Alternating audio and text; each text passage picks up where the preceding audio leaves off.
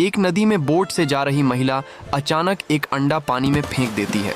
अंडा बहते बहते लहरों के साथ आगे बढ़ता है और आखिरकार एक हंस के पास जा पहुंचता है। हंस अंडे को देखकर दया करता है। वह नदी किनारे एक बड़ा सा घोंसला बनाता है और अंडे को उसमें रखकर पूरी लगन से उसका ख्याल रखने लगता है। दिन बीतते हैं, महीने गुजरते हैं और देखते देखते 1 साल निकल जाता है। एक दिन अंडा फूटता है और उसमें से एक चमकता हुआ फीनिक्स पक्षी का बच्चा बाहर निकलता है। हंस उसे अपने बच्चों की तरह पालने लगता है, लेकिन एक दिन फीनिक्स से गलती हो जाती है। उसके कारण हंस के घर में आग लग जाती है। देखते ही देखते घोंसला और आसपास सब कुछ जलकर राख हो जाता है। राख के बीच खड़ा हंस अपने उजड़े घर को देखता है और चुपचाप रोने लगता है। फिर लाइक सब्सक्राइब